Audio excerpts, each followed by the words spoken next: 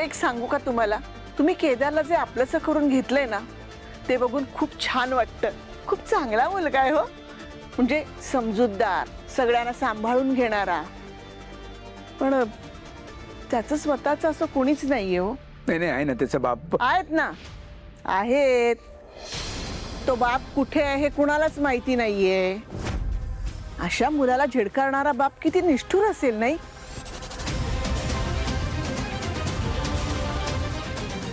त्याच्याकडे बघितलं ना की मला नेहमी जाणवतं की जो माणूस आपल्या मुलाला झिडकारतो ना तो काळीजच नसलेला माणूस असेल. त्या सुद्धा त्याच्या काही अडचणी असतील ना.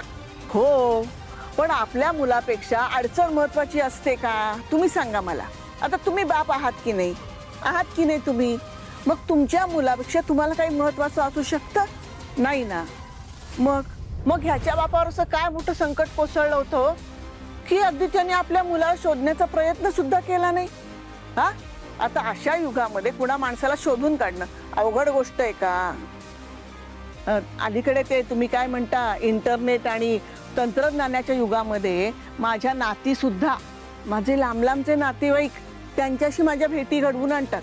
हा, मग ह्याच्या बापाला याला शोधता नाही आलं? माझा काही याच्यावर विश्वास नाही बसत की याला शोधता नाही आला आपला मुलगा. पण मी सांगते तुम्हाला, हा माणूस ना स्वतःचा वेगळा संसार थाटून मस्त आरामात जगत असणार. हो, नाहीतर काय, बघा हो की नाही. पण हा केदार ना मला अगदी माझ्या नातवासारखा आहे हो.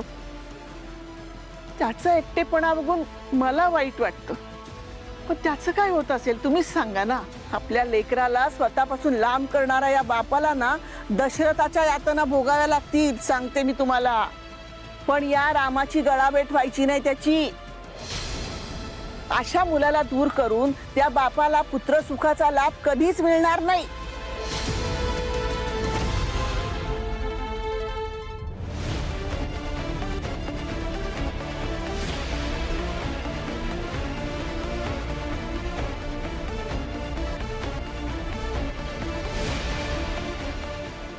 चला मग आजी येऊ. हो ना, हो या. केदार आला ना की मी सांगते तुम्ही येऊन गेल्याचं. हो हो, नाही काय माझा फोनच उचलत नाहीये तो.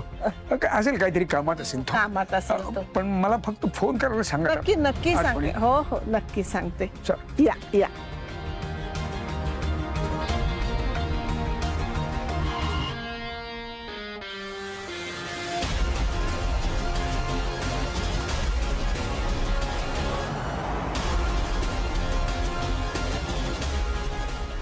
काय झालं?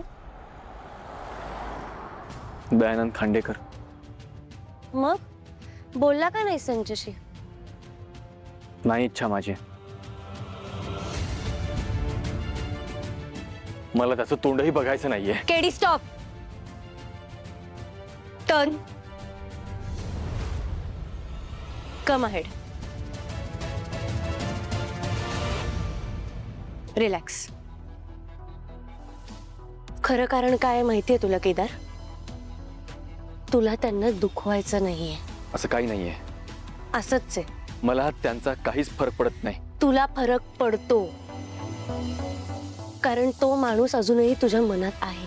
एक मित्र म्हणून, तुझ्या आयुष्यात आलेली पहिली हक्काची व्यक्ती म्हणून. त्यांनी तुझ्यावर दाखवलेलं प्रेम, तुझ्यासाठी दाखवलेली काळजी, तुम्ही घालवलेला एकत्र वेळ, हे सगळं तुझ्या मनात अजूनही कुठेतरी आहे. असं काही नाहीये बॉस. खोटं बोलू नकोस हा केदार. माझ्याशी खोटं बोलू नकोस हा. तुलाही माहितीये तो माणूस इतका वाईट नाहीये. मला मान्य आहे ना, त्यांनी खूप मोठी चूक केली आहे, खूप मोठी, ज्याच्याने तुला खूप त्रास झालाय. पण त्यांच्या समोर सुद्धा कुठली तरी परिस्थिती असू शकते ना. त्याने काय फरक पडतो? जो काही त्रास झालाय तो मला आणि माझ्या आईला झालाय, आणि तो त्रास तिने आयुष्यभर भोगलाय. आता त्या माणसाला काय वाटतं याबद्दल मी काय विचार करू? तुला कळत का नाहीये केदार? अरे काहीतरी प्रॉब्लेम असू शकतो ना, हा विचार पण कर. आणि हे सगळं वागण्यामागे त्यांचं सुद्धा काहीतरी कारण असू शकतं ना. आणि काय रे, तुला त्यांना प्रश्न विचारायचा आहे ना? ते तुझ्या आईशी असं का वागले, त्यांनी तुझ्या आईला त्रास का दिला, ते तुझ्या आईला भेटायला का नाही आले, ते तुझ्याशी असे का वागले, प्रश्न विचारायचा ना तुला, जाब विचारायचा ना त्यांना. मग विचारायचा होता आता, तुझ्या समोर होते ना ते, का नाही गेलास रे त्यांच्या समोर, का नाही विचारलास त्यांना जाब. केडी, हे सगळं मी तुला एक मैत्रीण म्हणून बोलत नाहीये हा, एक बॉस म्हणून बोलतीये. ही जी काही परिस्थिती आहे त्याच्यामुळे तुला खूप दुःख झालंय, मला सगळं मान्य आहे. त्रास व्हायलाही पाहिजे, वाईट वाटणं साहजिक आहे, पण काय करायचंय तुला सांग मला. रडायचंय रड, ओरडायचंय जोर जोरात ओरड, कोणाला जाऊन मारायचंय तसं सांग. तुला जो राग बाहेर काढायचा ना सगळं बाहेर काढ, जे वाटतंय ते कर, पण असा आतमध्ये कुडत राहू नकोस केदार. तू खचत चाललायस आणि ते दिसतंय मला. कुठल्याही गोष्टीचा योग्य विचार करण्याची क्षमता संपत चाललीये तुझी. असं काही नाहीये. असं काही नाहीये. हे काय आहे मग? ह्याचं उत्तर मी तुला दिलंय. मला वाटतंय की मी आता डिपार्टमेंटसाठी फिट नाहीये. हे तू ठरवण्याची गरज नाहीये केडी. हे ठरवण्यासाठी साधू सर आहेत, मी आहे, आणि आम्हाला तुझा राजीनामा मान्य नाहीये. पण बॉस, तू डिपार्टमेंट सोडून कुठेही जाणार नाहीयेस, कळलं?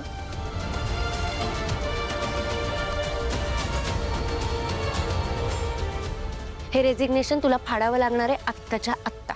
मला नाही जमणार. मलाही नाही जमणार. तू एक ऑफिसर आहेस, तुझ्या समोर अवघड परिस्थिती आली तर त्याला कसं हँडल करायचं हे तुला चांगलं जमतं. ही परिस्थिती सुद्धा तुला तशीच हँडल करावी लागेल. हे सत्य तुला स्वीकारावं लागेल, आणि यातनं कसा मार्ग काढायचा हे सुद्धा तुलाच शोधावं लागेल. रिक्वेस्ट नाहीये, इट्स अन ऑर्डर. तुझ्या मनाची तयारी झाली की हे रेजिग्नेशन फाडून टाक.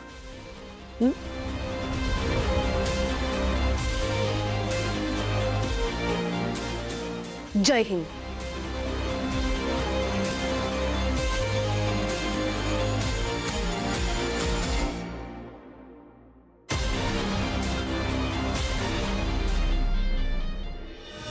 आपल्या लेकराला स्वतःपासून लांब करणाऱ्या या बापाला ना दशरथाच्या यातना भोगाव्या लागतील, सांगते मी तुम्हाला.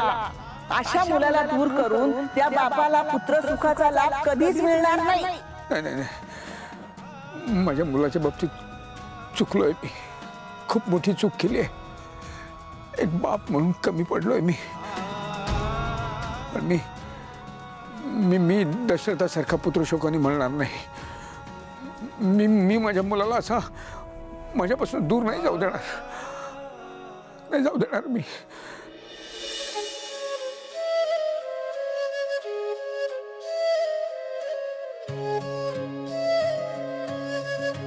हे सत्य तुला स्वीकारावं लागेल, आणि यातनं कसा मार्ग काढायचा हे सुद्धा तुलाच शोधावं लागेल. तुझ्या मनाची तयारी झाली की हे रेजिग्नेशन फाडून टाक.